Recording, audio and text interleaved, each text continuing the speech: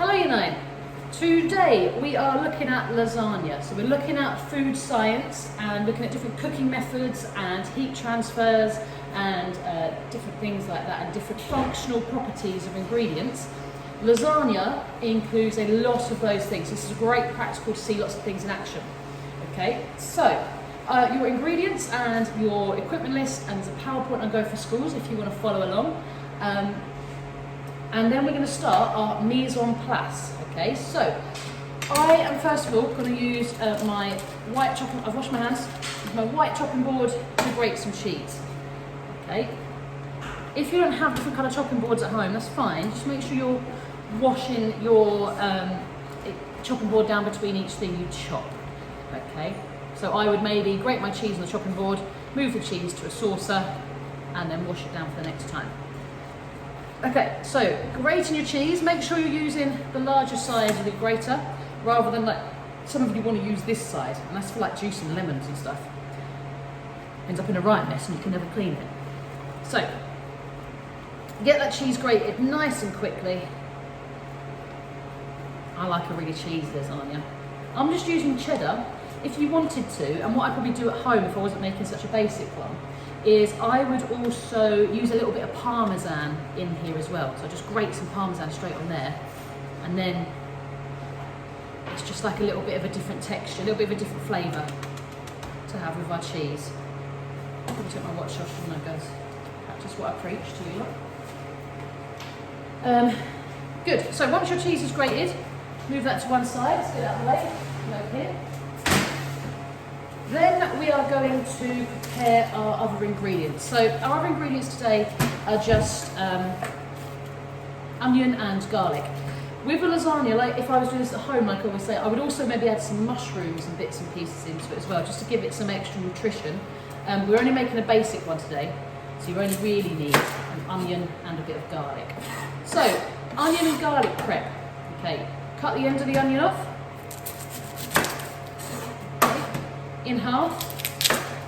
Let's bring the thing around. And then you want to get all of this brown skin off.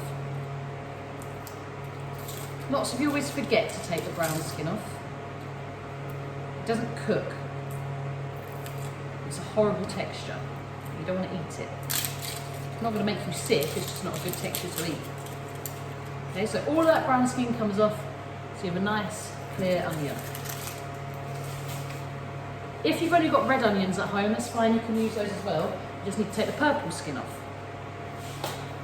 Okay. Then you want to take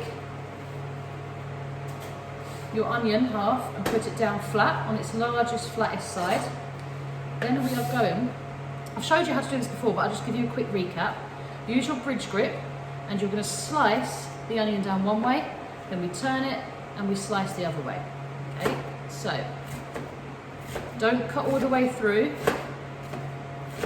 keep it intact at the end, slice all the way down, turn it, and then slice that way. Now I can't hang on to that bit, okay, so just put it flat again and then just slice through roughly.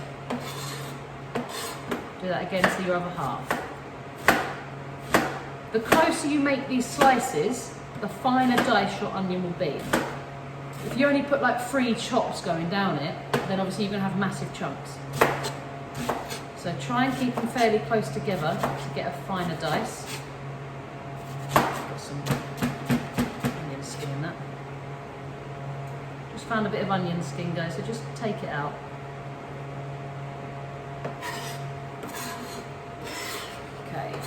Put that to one side, then you can do your garlic, sorry. Now I suggest you probably use, 2 or 3 cloves of garlic.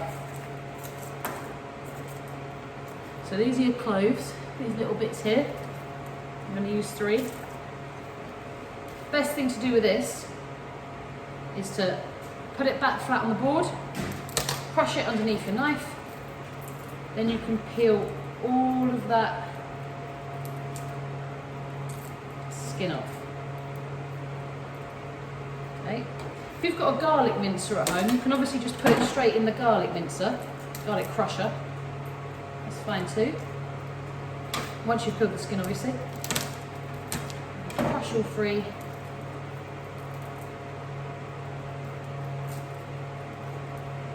Then I'm going to hold these three together and very carefully, watching my fingertips, I'm just going to slice down.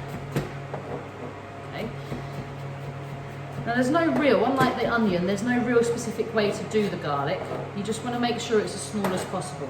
The last thing we want is a massive chunk of garlic biting into that halfway through a lasagna, because it's going to completely overpower the rest of the flavours. So chop it nice and small. You can even put the knife flat again and then push into the garlic to crush it a little bit. And then you've got a little pile of garlic and a little pile of onion. Clean your workbench down so everything is organised. Whoops. Tidy bench is a tidy mind. Oh.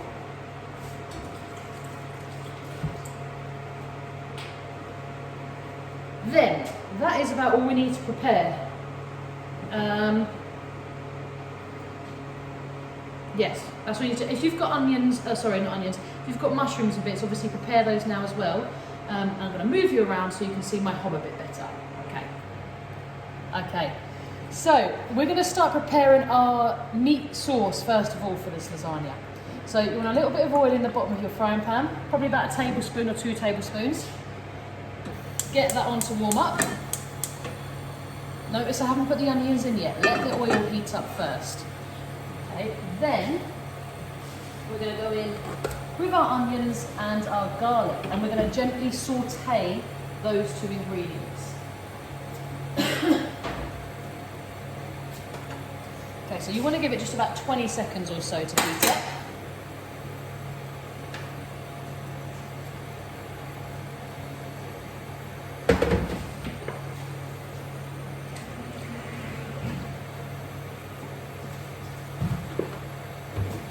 So, heat transfer method, conduction. The flame is touching the frying pan, which is then going to directly touch my onions. Okay, so that goes in, garlic goes in. And we're just going to heat these nice and gently. So you're just looking for them to soften slightly.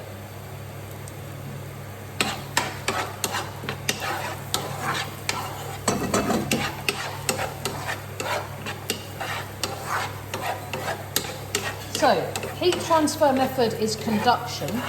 The method of heat transfer is conduction. The cooking method we're using here is sauteing. And sauteing just means to lightly fry. A little bit of oil, keeping the onions moving all the time. And what that does is it just starts to release the flavours. We don't want to have any colour on them. If we have too much colour on them, it's going to turn them a little bit bitter, which is then going to change the flavour of the meat sauce. We just want them to be really gently softened. So you can feel when they're softening, you can feel and you can see. Brown onion skin everywhere, I must have had one little bit.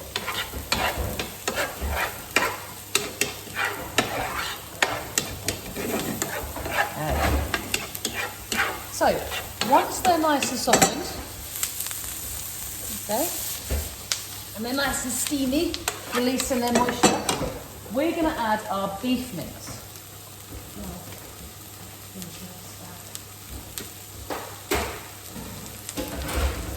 So, beef mince is just going to get bunged straight in. Just watch out, because sometimes they have a little bit of paper on the bottom, which can sometimes get stuck on the mince. If there's a bit of paper, just take that off and put it in it. Beef mince goes in. You can break this big slab of mince down. And you are now going to cook this until it's started to brown all over. Mix it up with all of your onions. Really get in there and mix it up. Sometimes when you guys are cooking, you think that this qualifies as mixing. No. Get in there, move everything around a lot.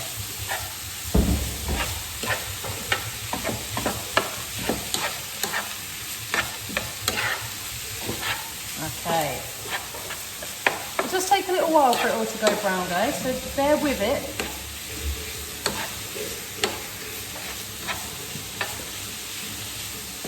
Now, what I've also got to go in a minute are some herbs.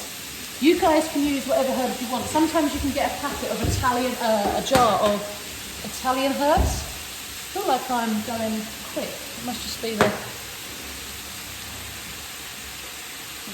way the camera's set up. I feel like I'm on like ×2 speed. Up and down. Anyway. Herbs I was talking about you can use. This is an Italian dish, so I'd pick some Italian herbs. Oregano is a good Italian herb. We normally put this on top of pizzas and things like that. Basil is a herb which goes fantastically with any like tomato-based sauce. Okay. You could also use sage. If you're using pork mince as well as beef mince in here, which sometimes lasagnas ask for, you could also use a little bit of sage as well. That'd go really well. Thyme you could use as well. Okay. Stick to the green herbs and you should be okay. The main ones are going to be oregano and basil though. Okay, so I'm going to put some of that in now.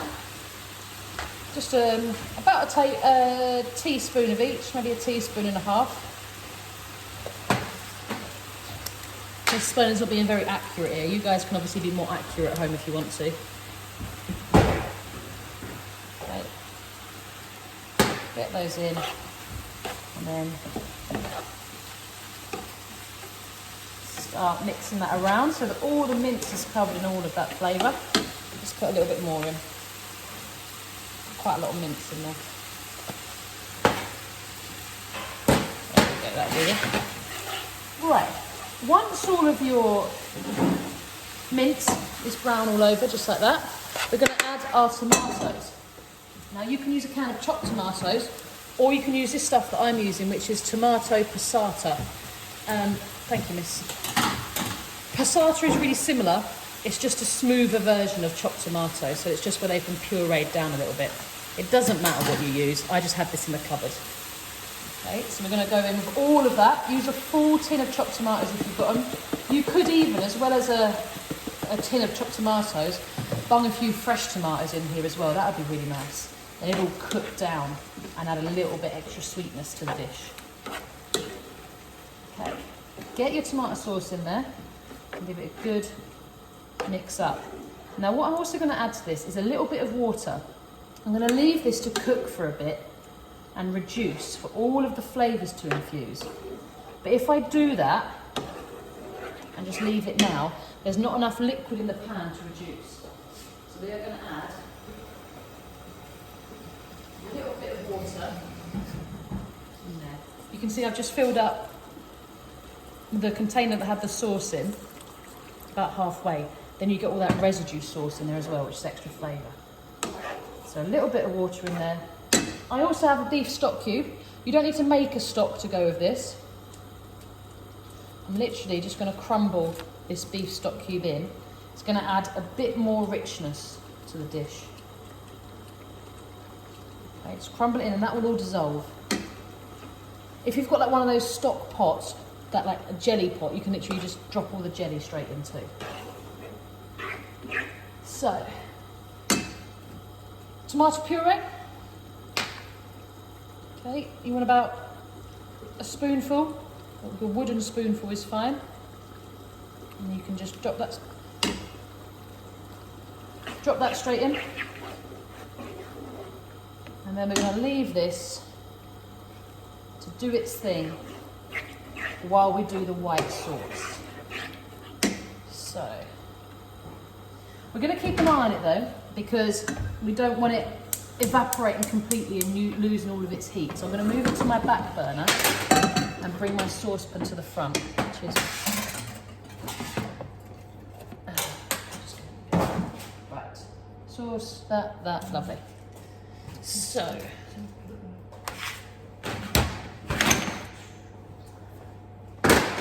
right, White sauce, guys, cheese sauce. We made this last year. We made it with, what the hell is this?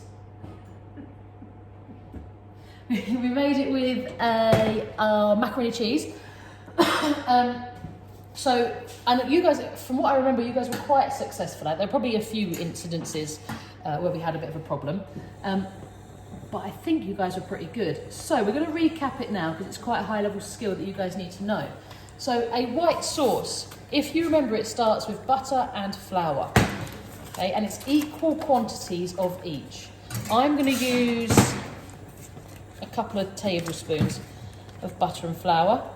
So 2 tablespoons. I'm pretty sure I asked you to use 1 tablespoon in your ingredients list. That should be fine. Now I'm just estimating it. If you guys want to be super accurate, you can obviously weigh it. So I'd go for about 50 grams of butter or 30 grams of butter and 30 grams of flour.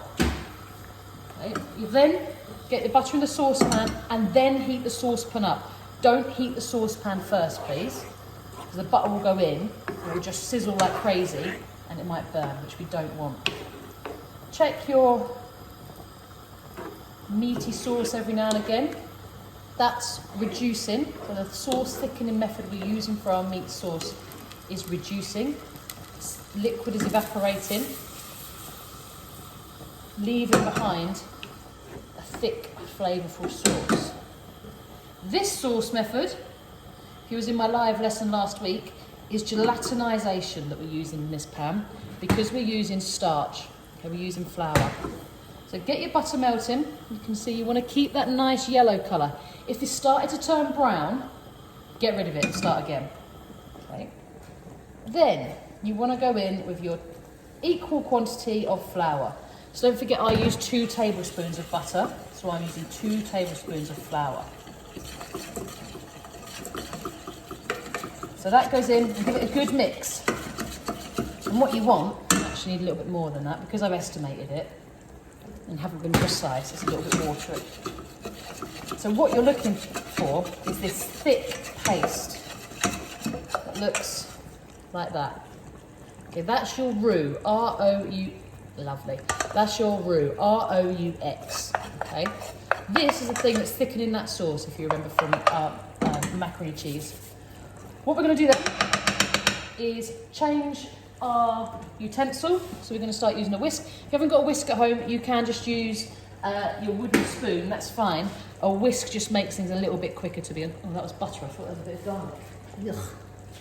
Ugh. A whisk just makes things a little bit quicker. So then we take our milk. Now I've asked you to use about 500 millilitres. That is just an estimate. Remember from last year, some of you used all of your milk, some of you didn't use it all.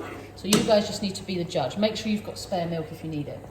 So gradually add that milk to your roux and then start whisking. And what you'll get instantly is that sauce will thicken, milk will go in as normal, and then it will thicken up into this weird little paste. Once you're at that stage, add some more milk. Whisk. And it will all separate out again. And then it will start to look like porridge. And as you keep cooking it, it will come back to a thicker mixture. So you can see here, as I've heated it and thickened it, it comes to like looking like weird mashed potato. Okay, add a bit more. I know it's time consuming adding it gradually, but believe it or not, doing it this way is actually quicker than adding all of the milk at once. You add all the milk at once, you'll be here all day whisking. So we whisk, we heat, and we add it gradually. Okay, now it starts to look a little bit lumpy and a little bit weird.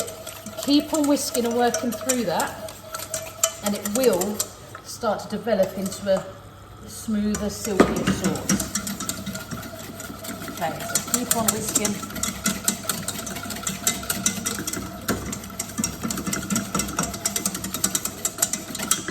So, food science then, heat transfer method is convection because we have a liquid.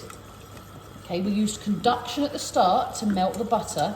Now we're adding all this milk in, we're using convection and we're creating convection currents. Those convection currents are heating the sauce, which in turn then is causing gelatinisation to happen. Okay, so I'm hitting you with lots of words here. So, gelatinization. In our flour, there's little starch molecules. When they're in the liquid, and as we heat that liquid, those starch molecules absorb the liquid and start to swell. So they get to such a point, they burst, releasing starch into the liquid, into our sauce, and causing it to become thicker. Okay, that is gelatinization. Starch granules swell when they're heated, so they eventually burst and thicken the sauce. Now there's some key temperatures that happens at. We need to get the sauce to 63 degrees. I know we don't have a temperature, a thermometer, but you need to get it nice and warm. That's when they start to burst. When the mixture is boiling at 100 degrees, that's when all of the starch molecules should be burst. Okay, so if you're sitting here whisking and you're thinking this isn't thickening up at all, it's probably because your sauce isn't thick enough. Oh, sorry, your sauce isn't hot enough. Okay, so you might just need to step away for a minute, give it a second for some heat to get in there, and then whisk again. If you have the roux right at the start, this will always work, as long as it is warm. So what you can see, there, look at that, is you're getting these nice silky ribbons of white sauce coming off of your whisk or your white spoon. Now what you want to make sure is that you've got enough white sauce to actually make a lasagna with. Some of you are like, oh that's fine, and you've literally got about 4 millilitres of white sauce in there. So you want to keep on using your milk, adding your milk, until you've got enough sauce for your lasagna. So you probably want to use most of your 500 ml. Okay, keep on whisking, really break that flour down, get as much starch out as possible. Check your meat every now and again. Make sure we're not sticking to the pan and letting all the moisture go out of there. Oh, my wrist hurts.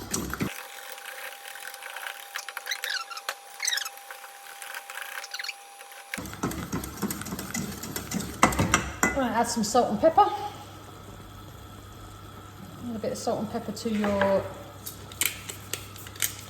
meat sauce as well.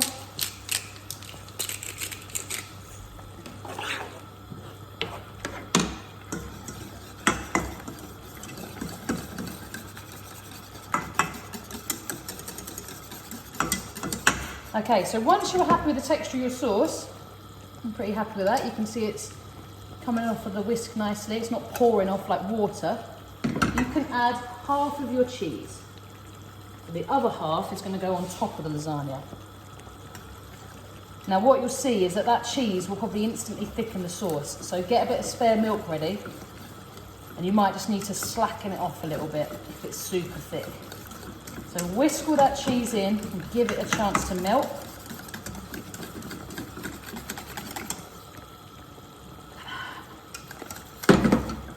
Oh, Miss Sperling, it's delicious.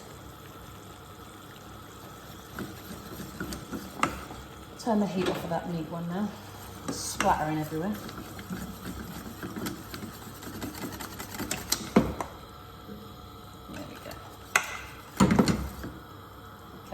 So once all that cheese is melted, that is the consistency you're looking for. If it's any thicker than that, I would add a little bit more milk, like I said, and just whisk it in and let it heat up. Okay, but that is probably pretty good. So let's turn the heat off of this now, and we're going to start constructing our lasagna.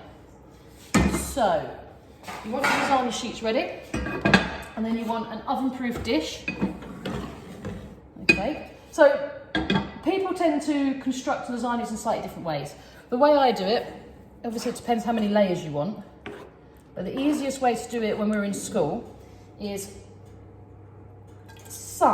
just a little bit of your, oh, that's nice, isn't it? Of your meat sauce can go on the bottom. Now, not a lot, okay, we just need a little bit.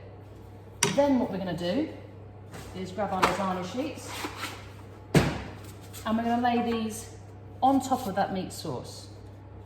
Now you can snap these. Some people have like an oval one, and so these rectangle sheets don't fit very well. If you snap them, okay, you can make it fit a little bit better.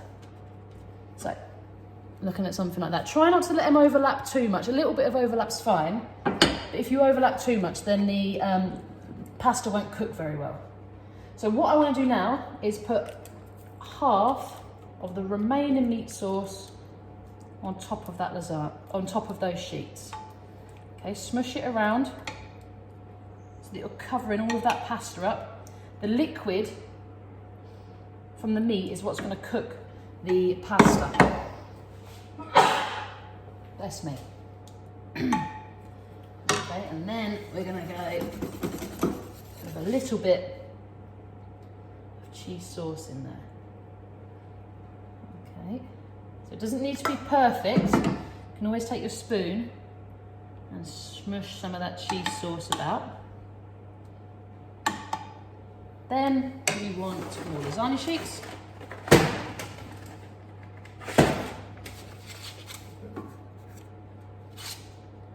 Actually, I'm going to go the opposite way.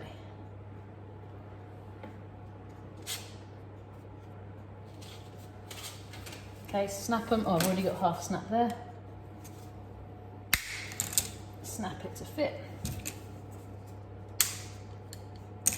Then the rest of my meat sauce is going in there now.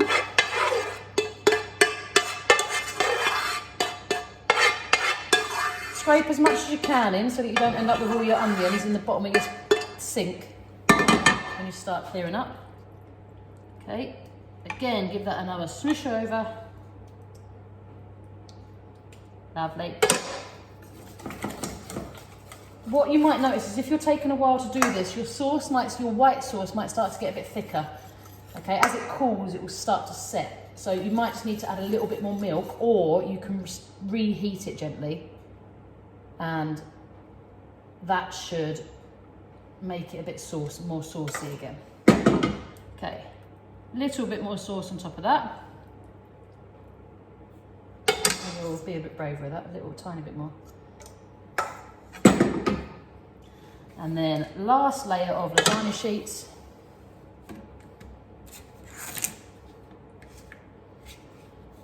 These are different sizes.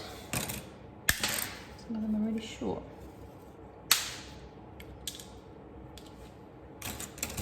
Okay, then the rest of your white sauce can go on top.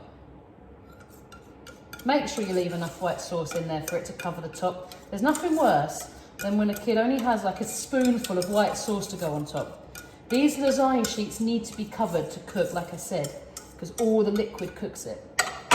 If you don't have enough white sauce, you're going to end up with some raw lasagna sheets on it at the end. And smush all of that white sauce all over the top. Getting into all of those corners.